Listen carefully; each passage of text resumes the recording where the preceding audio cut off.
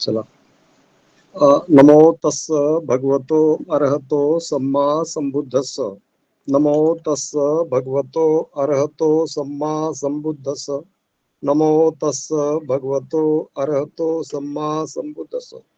Bodhisattva doctor Babasaheb Ambedkar आणि आजच्या व्याख्यानाला हजर असलेले माझे सर्व मित्र आणि भगिनींनो, आजचा विषय मला दिलेला आहे परित्त. बऱ्याच लोकांना माहित असेल परित्त म्हणजे काय, याची आपण पहिली व्याख्या करूया. परित्त हे फक्त बुद्धाच्या धम्मामध्येच परित्त आहे असं नाही, तर प्रत्येक धम्मामध्ये आपापल्या परीनं त्या परित्ताचं पठन केलं जातं, चॅन्टिंग केलं जातं. आपल्याकडे हे केलं जातं, मात्र आपण त्याचं खोलात जाऊन ती विचार करतो का नाही हे मला माहित नाही, परंतु बऱ्याच अंशी केला जात नाहीये.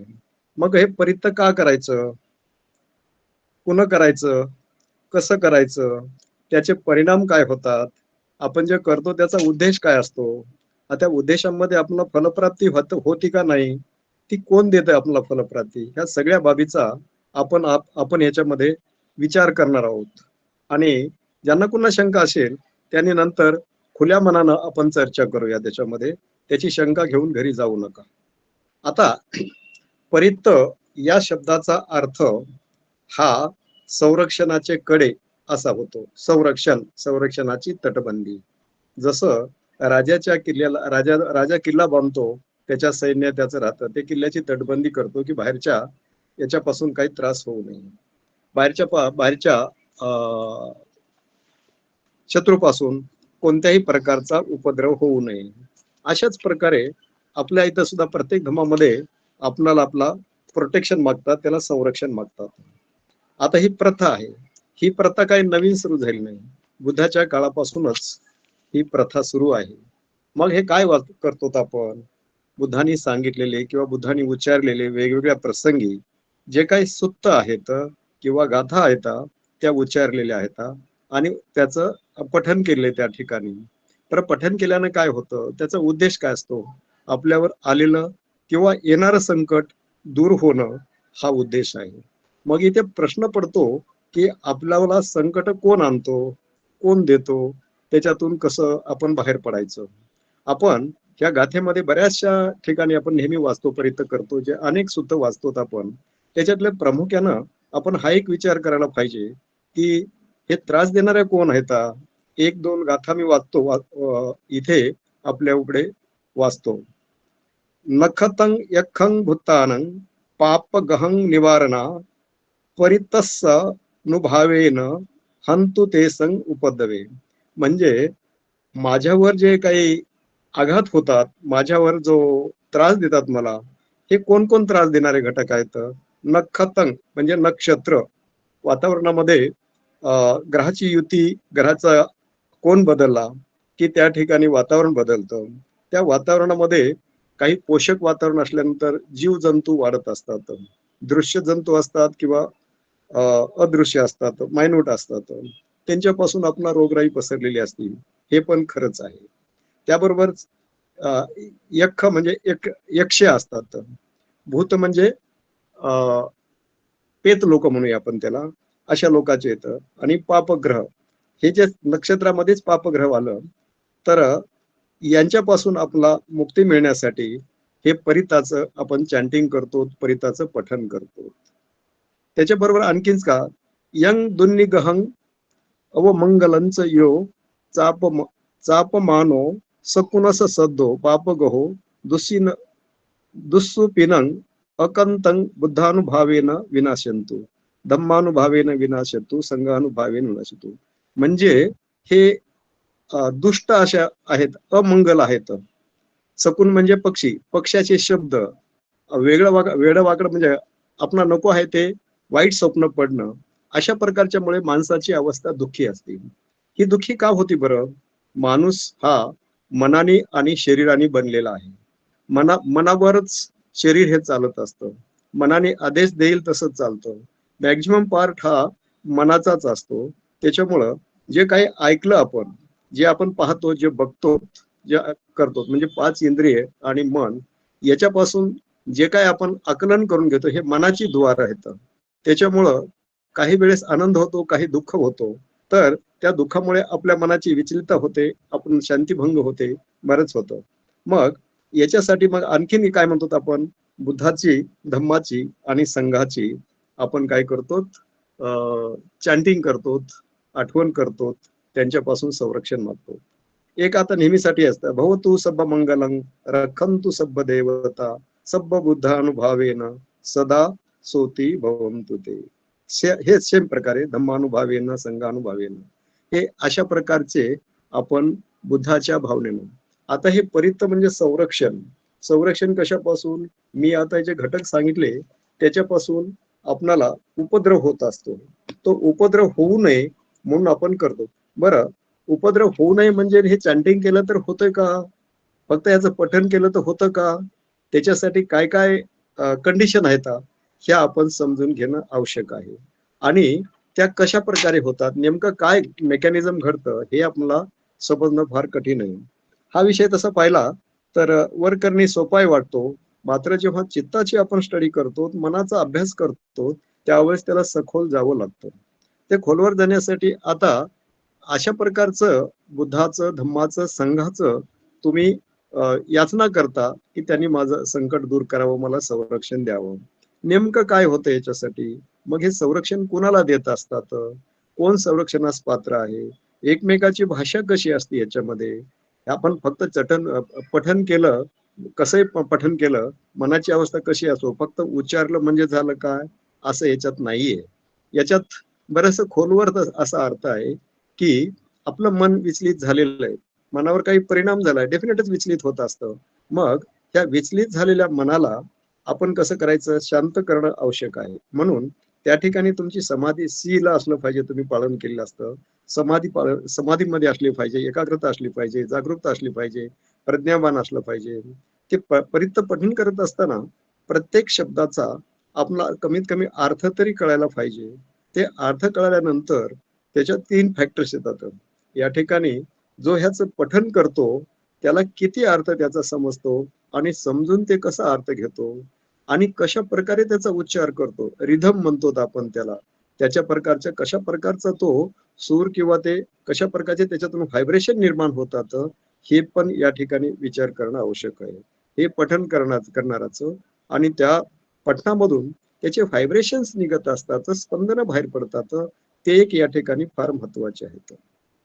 आणि त्याचबरोबर ज्याच्यासाठी हे परित्राण केलं असतं त्याला सुद्धा ते मी का करतो हे माहित पाहिजे. कोणत्या संकटातून मला मुक्ती पाहिजे, कोणतं माझ्यावर अरिष्ट आले ते गेलं पाहिजे, हे त्यांनी कळालं पाहिजे, हे त्याला थोडं कळायला पाहिजे असतं. ते कळाल्यानंतर म्हणजे हे परित्राण पठण करण्यापूर्वी आपण सगळ्यांनी विचार करायला पाहिजे की मला हे परित्राण कशासाठी करायचं आहे, याच्यापासून मला काय लाभ पाहिजे.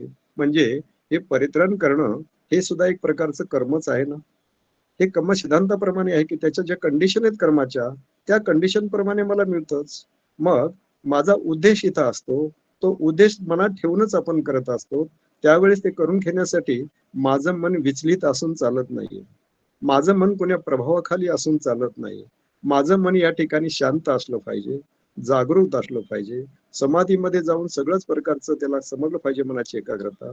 त्या दोन्ही बाबी झाल्यानंतर काय करता, मध्ये काय चाललं हे तुम्ही एकाग्रतेनं समजून घेऊ शकता. हे समजून घेतल्यानंतर तुम्हाला त्याचा अर्थबोध होतो.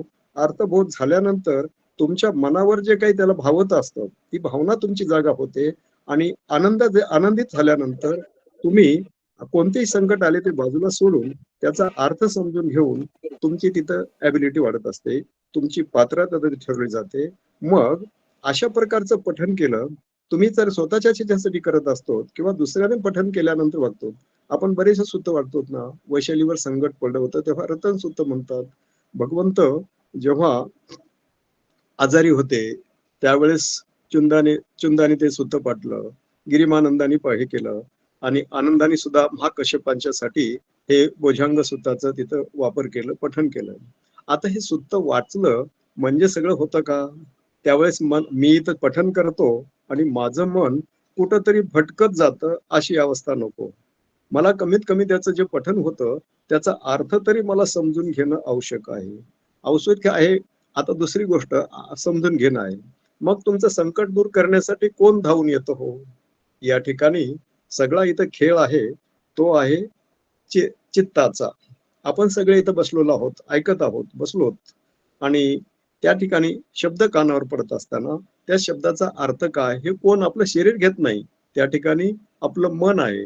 धम्मपदाची पहिलीच गाथा आहे. मनोपभंगमा धम्मा मनोमया मनोसेटा मनसाची वा करोती वा भासती वगैरे वगैरे अशा प्रकारचं जे आहे. गाडीप्रमाणे दुःख येतं, सावलीप्रमाणे ते तुमचं हे सगळं म्हणजे काय म्हणतात केलेली कर्म कुशल आणि येतात. कुशल आणि अकुशल कर्म तुमच्या सोबतच राहतात. सगळं श्रेष्ठ असतं. मग मन हे शांत असलं, विकार मुक्त मला हे परित ऐकायचं त्यावेळेस मनावर कोणत्याही प्रकारचा अकुशल चित्ताची भावना तिथं नको आहे. माझ्या मनाची भावना ही कुशल असावी, शुद्ध असावी आणि त्या भावनेमुळे काय होतं त्या प्रत्येक शब्दाचा अर्थ कळतो. त्याप्रमाणे ते मनाला भावतं. तशा प्रकारचे मनातून जेव्हा स्पंदन बाहेर पडत असतात त्या तुमच्या आनंदाला, त्याच्या अर्थाला, व्हायब्रेशनला ज्या शुद्ध चित्ताच्या चेतना असतात त्या चेतना सुद्धा तुमच्याकडे धावून येतात, तुमचं संकट दूर करण्यासाठी येतात. म्हणजे शुद्ध बीजापोटी फळे रसाळ गोमटी आपण म्हणतो त्याप्रमाणे तुमचं मन जेव्हा स्ट्रॉंग असतं म्हणजेच काय असतं या ठिकाणी आपण हे परित चॅन्टिंग करत असताना तुम्हाला अर्थ महत्वाचा समजणं आहे. तुम्हाला त्या परितावर श्रद्धा असणं महत्वाचं आहे. पहिला मुद्दा आहे.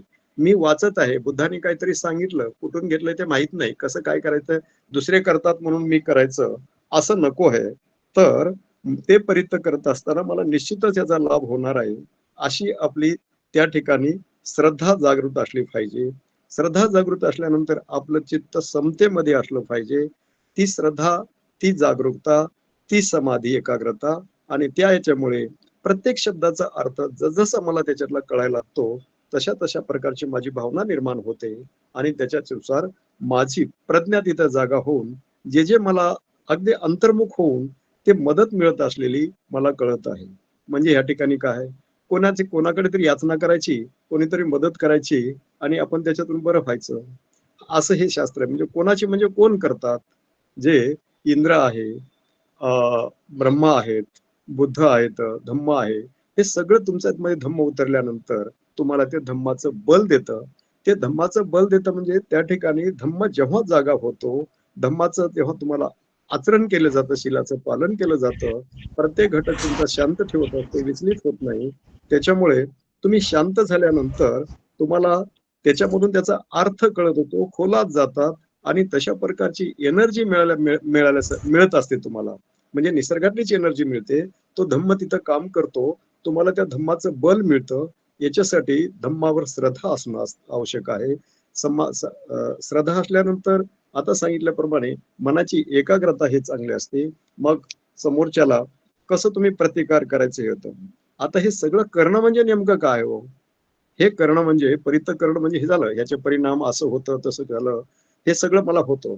मात्र हे करण्यासाठी कंडिशन ह्या सांगितल्या तुम्हाला की मनाची एकाग्रता असणे आवश्यक आहे, त्याच्यावर विश्वास असणं आवश्यक आहे आणि शिलाचं पालन केलेलं असलं पाहिजे. त्याबरोबरच तुमचे कर्म अगदी संपायचं. आता हे दुसरं एक सांगता येतं उदाहरण. हे परित कोणासाठी कामी येऊ शकतं? ज्यांचं आयुष्य भरपूर आहे आणि जो मृत्यूशयेवर पडलेला आहे आणि त्या मृत्यूशयेवर पडल्यानंतर त्या ठिकाणी परित्राण केल्या तर त्याच्या कर्माप्रमाणे त्याचे रिझल्ट मिळतीलच. मात्र हे शब्द जेव्हा कानी पडत असतात, जो मृत्यूशयेवर असतो ते देह त्याग करणार आहे त्यावेळेस हे बुद्धाच्या धम्माचे संघाचे शब्द जेव्हा करतात कानावर पडत असतात, तो त्या ठिकाणी त्याच्या मनाची अवस्था जी विचलित झाली असती, विक्षिप्त झालेली असते किंवा वेदना होतात त्या थोड्या बाहेर बाजूला जातात. त्याच्यात ते धम्माचं सामर्थ्य येतं आणि ते शांत होऊन सगळं ऐकून मग त्याची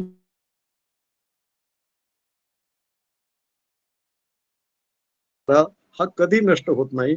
मृत्यू ते यावंच लागतं, त्याला फेस जावंच लागतं. परंतु जात असताना त्या वेदना होतात, त्या वेदना हे सामर्थ्याने तो पुढे जातो, मधने त्याच्यावर मात करतो आणि पुढे जाऊन त्याच्यावर मात करतो म्हणजे तो यशस्वी होते, त्याची गती बदलत असते. अशा प्रकारचं हे परिताचं इम्पॉर्टन्स आहे. आता हे कोण येतात त्या ठिकाणी, कशामुळे येतात हे जे तुमच्या मनाचे स्पंदन व्हायब्रेशन जात असतात, नेहमीसाठी तत्पर असतात, त्या जे चेतना असतात त्या चेतना येऊन तुम्हाला बल देतात. तुम्हाला संरक्षण देतात, ते कडक करतात. जे तुमच्यावर अन्याय केला जातो ते तुम्हाला या ठिकाणी त्याच्यातून ते फेस करण्यासाठी तुम्हाला त्या ठिकाणी बल मिळत असतं. मग आता हे चॅन्टिंग कशा प्रकारे करायचं असतं? चॅन्टिंग करण्यासाठी तुमच्याकडे काय पाहिजे? तर ते चॅन्टिंग करणारे जे असतात, ते चॅन्टिंग करणाऱ्यांनी त्या ऐकणारा आणि चॅन्टिंग करणारा त्यांनी व्हर्च्यू व्हर्च्यू म्हणजे काय? शिलाचं पालन केलं पाहिजे. आणि ते शिलाचं पालन असल्यानंतर त्याला तो त्याच्यामध्ये राहत असतो. त्याच्यानंतर हे जे परित्राण करत असतो, हे परित्राण म्हणजे दुसरं काही नसून सत्याची क्रिया आहे. सच्ची क्रिया म्हणतात, मेत्ता भावना म्हणतात, ब्रह्मविहाराचीच याचना म्हणायचं असतं. आता सच्ची क्रिया म्हणजे सत्याची क्रिया. आपण काय करतो? बुद्ध, धम्म, संघ आणि इतर जे काय आहेत हाय लेवलचे देव म्हणा किंवा ब्रह्मा म्हणा, यांनी मदत करावं म्हणून याचना करत असताना त्या ठिकाणी आपण काय करत असतो की त्यांच्या ठाई एतेन सच्चे वज्जेन हो तुम्ही जय मंगलम. म्हणजे काय म्हणतो? बुद्धानुभावेन सब्ब बुद्धानुभावेन होतु ते सब्ब मंगलम वगैरे वगैरे. अशा रीतीने सगळ्याचं कल्याण हो जे म्हणत असतो ते बुद्ध धम्म संघ यांच्या ठाई. बुद्धामध्ये कोणत्या कोणत्या क्वालिटी येतात? धम्म तिथं पूर्ण 100% वसलेला आहे. ते सगळ्या विश्वासी हे करत असतात.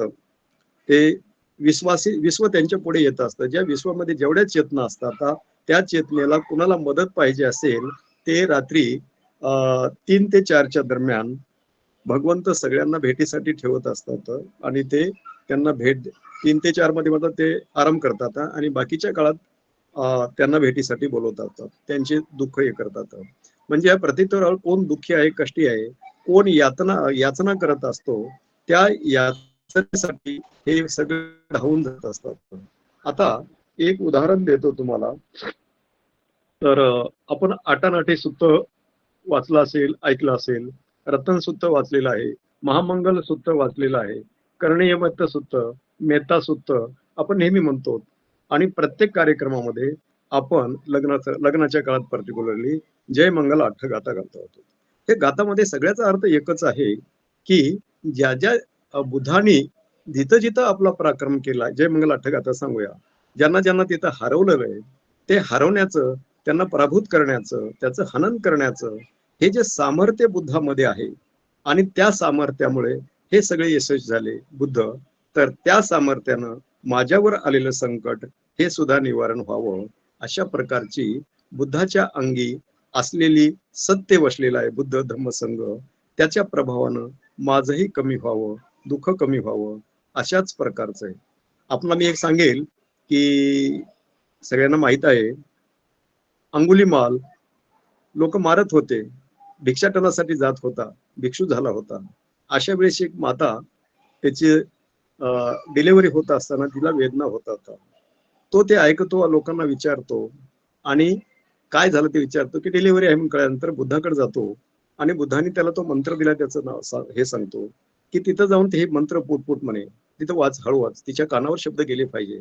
म्हणून त्या ठिकाणी जातो की हे माते, ज्या वेळेस पासून मी आर्यधर्मात माझा जन्म झाला, म्हणजे बुद्धाच्या धम्मात आले, तेव्हापासून माझ्याकडून मी कोणतंही अकुशल कृत्य केलं नाही. ते जे मी धम्माचं करत आहे, ज्या आर्यधर्मानं माझं कल्याण झालं तसंच तुझं आणि तुझ्या बाळाचं कल्याण हो, अशा अर्थाचं जेव्हा ते पालीमध्ये चॅन्टिंग केलं त्यावेळेस तिची डिलिव्हरी झाली. मग आता ही चॅन्टिंग करत असताना ही भाषा म्हणजे पाली भाषेमध्ये चॅन्टिंग केल्यानंतर त्याचे योग्य रीतीनं व्हायब्रेशन, त्याचा रिधम त्या ह्याच्यामध्ये म्हणला पाहिजे. आणि त्यावेळेस जे सत्य अंगुलीमाल जो तो खुनी होता, लोकांना मारणारा होता, कितीतरी लोकांचे बळी घेतला होता, हजार लोकांचे घेतले होते, परंतु तिथं 999चीच नोंद आहे. परंतु अगोदर ते बोट कापून ठेवत होता, ते पक्षांनी घेऊन गेल्यामुळे त्याची काही मोजदाद नव्हती, म्हणून किती मारले ह्याचं काही सांगता येत नाहीये. अशा रीतीने अंगुलीमालानं असा क्रूर कर्मा होता, त्याचं मन आता धम्मामध्ये स्थापन झालं होतं. धम्मामुळे त्याला सगळं कळत होतं. धम्म त्या ठिकाणी वसलेला असल्यामुळे त्या धम्माच्या प्रभावानं त्याचं जसं कल्याण झालं तसंच ह्या मातेचं आणि बाळाचं कल्याण हो, अशा प्रकारची त्याने याचना केली. कशाकडे याचना केली?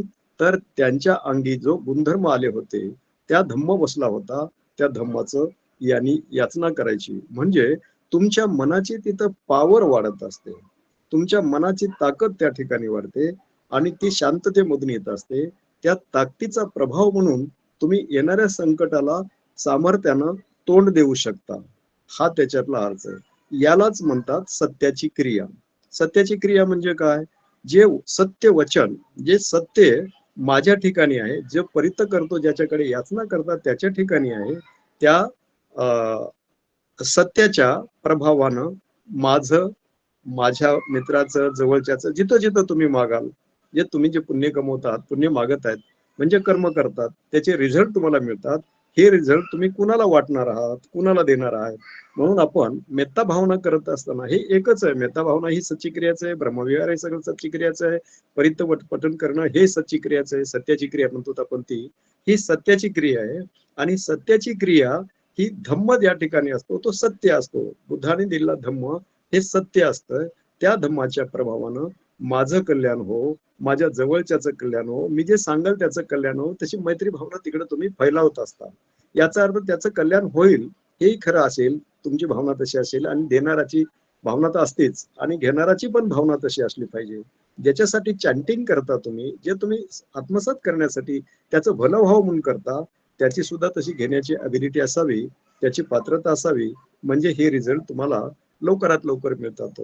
मग अशाच रीतीनं या सुताचा जेव्हा आपण विचार करतो, त्या हे काय म्हणतात, गिरिमानंद म्हणा, नंतर काय तर महाकश्यपानं आनंदानं जाऊन महाकश्यपासाठी केलं होतं, या प्रकारच्या सूत्राचं पठण केलं होतं. त्या सूत्रामुळे त्यांचा आजार बरा झाला, म्हणजे सप्तभुजंगाचं. त्याबरोबरच आपण वैशालीवर जे संकट आलं होतं, त्यावेळेस मग बुद्धांनी काय म्हटलं असतं याच्यामध्ये, की पहिल्या 3 गाथा आहेत. यानी इद भूतानी समागतानी भूम्मानी वायानी वांतलिके. म्हणजे ह्या भूमीवर असलेले जेवढे काही जमलेले लोक आहेत, जमलेले कोण आहेत? त्या चेतना आहेत. आणि काही इथं या ठिकाणी त्रास देणाऱ्या काही चेतना असतात, जे आता वर सांगितलं, ते यक्ष आहेत, पेत आहेत, वेगवेगळे जंतूच्या रूपाने इथं रोगराई पसरली होती. वैशालीवर महामारी आली होती, म्हणजे प्लेग किंवा कॉलरा काहीतरी म्हणतात. आणि त्याच्या ठिकाणी प्रेताचे भरपूर ढिग पडलेले होते. आणि हे थैमान कोण घातलं होतं? हे थैमान या ठिकाणी 31 प्लेन्स ऑफ एक्झिस्टन्स मध्ये ज्या चेतना असतात, त्यांना ते हवं असतं. तशा प्रकारचं त्यांनी तिथं अनुकंपा केली होती. त्याच्यामुळे त्याच्यावर मोठं हे संकट आले होतं. हे संकट दूर करण्यासाठी तुम्हाला जे नेहमीसाठी खायला प्यायला डायरेक्टली इनडायरेक्टली तुम्हाला देतात, त्याच्यावर अनुकंपा कशाला हे करतात, त्याच्यावर अन्याय कशाला करतात? अशा प्रकारचं बुद्धांनी त्यांना सांगितलं. आणि हे कशाचं बल होतंय? बुद्ध, धम्म, संघ यांच्यासाठी, यांच्यामध्ये जे काही बल येतं, जे काही सत्याचे बल येतं, त्या सत्याच्या प्रभावानं या ठिकाणून तुम्ही निघून जा. असंच हे यांच्यावर, यांना त्रास देणारे हे चेतना होत्या, अदृश्य चेतना होत्या. त्या चेतनेला बुद्धांनी अल्टिमेटम दिलं होतं. म्हणजे बुद्ध हे विश्वामध्ये सगळ्यात श्रेष्ठ आहेत. त्यांच्याबद्दल त्यांच्या समान असं यांच्या समान कोणीच नाही. म्हणूनच आपण म्हणतो ना, नथी मे शरणं अय्यंग बुद्धो मे शरणं वरंग एतेन सच्चवज्जेन हो तुम्ही जय मंगलम. ह्या गाथेमध्ये सगळं सामावलेलं आहे. नथी मे शरणं आहे म्हणजे बुद्धापेक्षा श्रेष्ठ असं कोणीच नाही. म्हणजे काय? बुद्धाकडे धम्म आहे. आणि दुसरं काय आहे? मी माझ्या वर्गात बऱ्याच वेळेस सांगितलं आहे की 4 गोष्टी असीमित आहेत. म्हणजे काय? आकाश किती आहे, लांबी, रुंदी, खोली किती आहे, याचा काही शोध घेता येत नाहीये. म्हणजे इतके हे अमर्याद आहे, हे बुद्धांनी सांगितलं आहे. त्याबरोबरच काय? ह्या आकाशाच्या खाली जे जीवजंतू ग्रह तारे आहेत,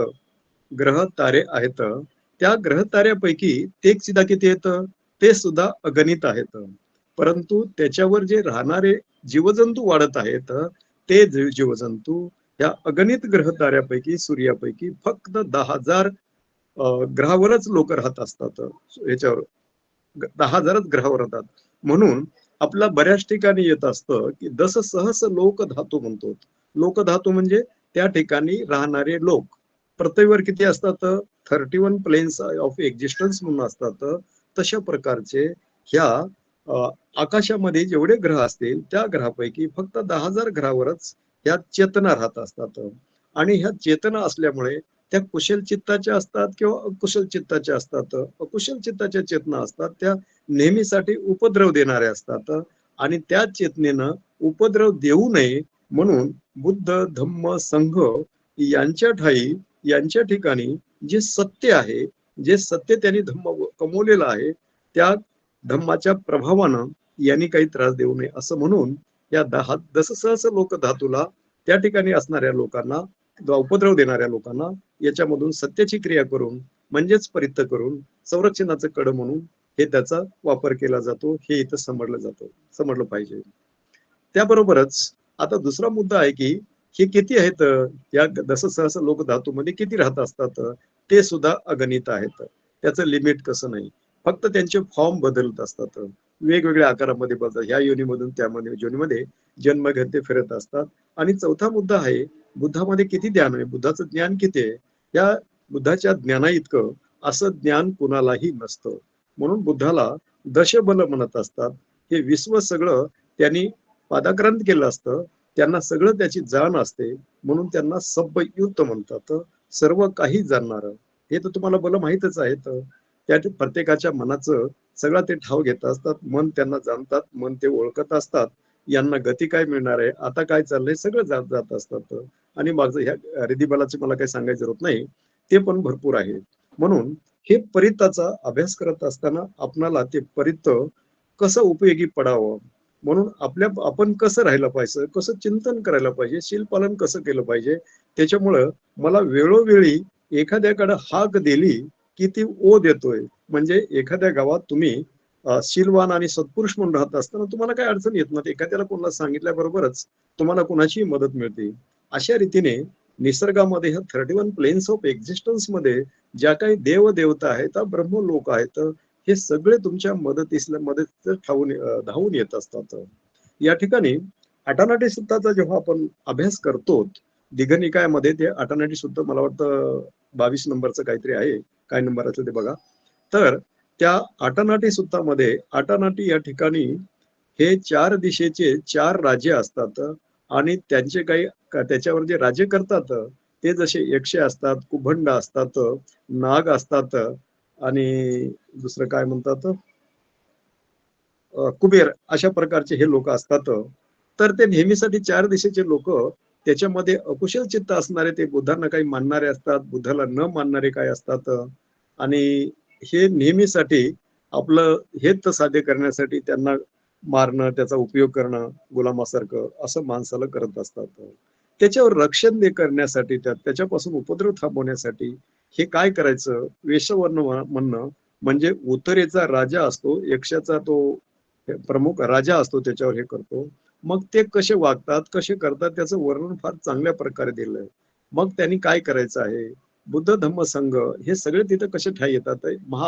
आपलं नेहमीसाठी रक्षण करणारे चातुर महाराजिक लोक जे म्हणतो आपण, ज्यांनी बुद्धाला सम्यक संबोधी प्राप्त झाल्यानंतर जे पहिलं भोजन तपस्व आणि भलिकनं दिलं होतं, ते भोजन घेण्यासाठी त्यांच्याकडे पात्र नव्हतं बुद्धाकडे.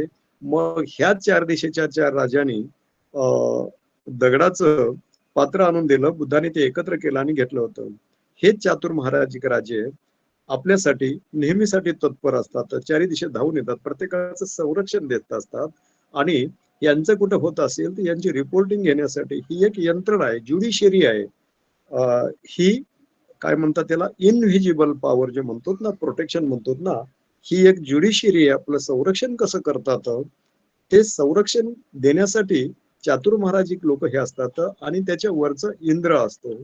या ठिकाणी सगळं ह्याचं म्हणून प्रत्येक माणसाने आपल्या शीलाचं पालन करणं, जागरूकता राहणं, एकाग्रता राहणं आणि प्रज्ञेमध्ये राहिल्यानंतर हे तुम्हाला कळायला लागत असतं. आणि अशा प्रकारच्या शीलातून चालत असताना ह्या अदृश्य शक्ती तुम्हाला सतत सतत सतत मदत करण्यासाठी तत्पर असतात धम्म मार्गाने चालत असताना. तर हे परित्य करण्यासाठी ह्या कंडिशन असतात, ते सत्याची क्रिया असते. आणि हे करत असताना तुमचं मन समतेमध्ये राहिल्यानंतर प्रेमभरीत राहिलं पाहिजे आणि जे सत्याचा वापर तुम्ही केला आहे तर आणि हे तुमच्या वाचण्यामध्ये बोलण्यामध्ये हे करण्यामध्ये चॅन्टिंग करत असताना रिदम त्याच्यात आला पाहिजे. म्हणजे काय होतं, जेव्हा त्याच्यामध्ये परिता ऐकता किंवा तुम्ही चॅन्टिंग करत असता, धम्म तिथे जागा होतो, त्यावेळेस तुमच्यामध्ये आनंदाचं वलय निर्माण होतात, उत्साह भरीत असतात आणि सगळं वातावरण तुम्ही तर आनंदित होता आणि दुसऱ्याला पण आनंदित करता. स्वमनस्स मनाने म्हणजे प्रसन्नमनाती होता आणि त्या ठिकाणी हार्मोनियस म्हणजे सगळं आनंदी आनंद सगळं राहत असतं.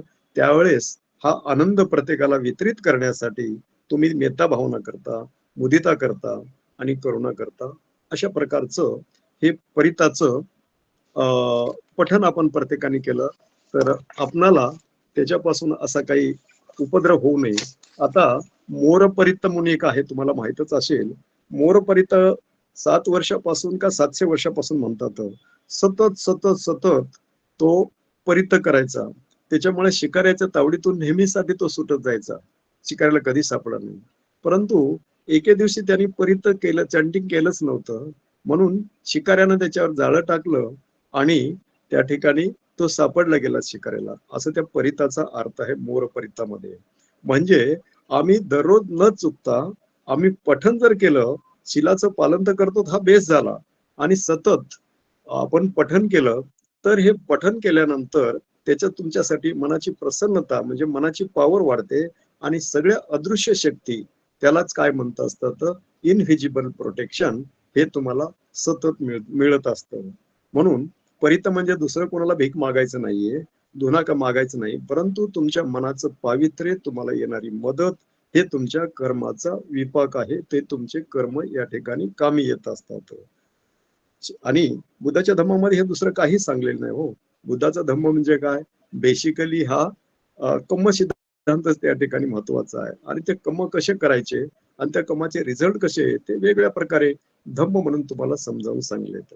तुम्ही कराल ते निसर्गाच्या नियमाप्रमाणे त्याचे जसं कराल तसं भराल, म्हणजे जे कराल तुम्ही त्याप्रमाणे त्याचे फळ मिळतात. मग आता हे सगळे जे काही मानव जाती आहेत, प्राणी आहेत, त्यांच्यासाठी हा धर्म आहे. हे परित पोया म्हणून अशा प्रकारचे. आता हे प्रश्न एक मला क्लिअर करायचा राहिला की हे परित किती येतं. काही पुस्तकामध्ये जेवढे काही कोणी काढले असतील ते गद्यपद्यामध्ये काढेल. तर बुद्धाने आपल्या 45 वर्षामध्ये लोकांना जो धम्म दिला, त्या धम्म देत असताना प्रत्येक ठिकाणी सत्य आहे ते सत्य सांगितलंय. मग जे काही आपणाला उपयोगी पडेल अशा प्रकारचे गाथेमधले सुत्त आणि ह्याच्यामधले सुत्त म्हणजे कशा काय म्हणतात पद्यामधले सुद्धा या ठिकाणी चॅन्टिंग करत असतो. त्याच्यातला धम्म आहे, त्याचे सज्जीक्रिया असतात. जातकथेमध्ये पण बऱ्याच ठिकाणी केलेल्या असतात. अनेक उदाहरणं अशी आहेत. म्हणून हे परित्य करत असताना आपण आपलं कसं आपण कसं राहावं याबरोबरच हे परित्य फक्त मानवच करू शकतो, प्राणी पण करू शकतात. मात्र ती चित्ताची अवस्था आहे या ठिकाणी. म्हणून परित्य पोया म्हणून जे पुस्तक लिहिलेलं आहे श्रीलंकेमध्ये, अनेक पुस्तकाचं, जसं इकडे बायबल म्हणून वापरलं जातं, भगवद्गीता म्हणून ते जातं, धर्मग्रंथ म्हणतात, तशा प्रकारचं पवित्र ग्रंथ म्हणून हे परित्राणाचं म्हटलं जातं. हे पुस्तकात एका ठिकाणी मी वाचलं आहे. म्हणून संरक्षणासाठी आपण सगळं हे केल्यानंतर बाहेर संरक्षण नको, तुमचं आंतरिक संरक्षण, आंतरिक म्हणजे इनव्हिजिबल तुम्हाला ह्या चेतना असतात, ते तुमच्या मदतीसाठी सतत धावून येत असतात आणि त्या चेतना ह्या ते माणसातलेच होऊन गेलेले असतात. माणसातल्या म्हणण्यापेक्षा आपणही त्या लेवलला जातो. बघा ना, एखाद्या गावामध्ये एखाद्याला संकट जर काय आलं तर सगळेच एकवटून जातात, धावून जातात. अशाच प्रकारे हे इनव्हिजिबल पॉवर त्यांना अंतर्ज्ञानाने तुमचं संकट कळतं, तुमच्या मनाचे शुद्ध व्हायब्रेशन तिथपर्यंत पोहोचतात आणि ते तुमच्या मदतीला सतत धावून येतात. हाच एवढा फेनोमेन आहे. ह्यालाच तुमचं सत्य किती तुम्ही पालन करता आणि लोकांची मदत किती मिळवता याच्यावर अवलंबून आहे. तर परितावर या प्रकारचं आहे. याच्यावर आणखीन पुन्हा डेव्हलप करायचं करू शकतात वेगळ्या स्वतःचा अनालिसिस करून. तर याच्यावर जे काही प्रश्न असतील ते प्रश्न तुमचे यावे अशी अपेक्षा करतो. साधू साधू साधू सर, बोला सर. नाही नाही सांगा म्हटलं, कुणाचे प्रश्न असतील तर आपण त्याची चर्चा करू. माझ्या सांगण्यामध्ये एखादं कुठं राहिलं असेल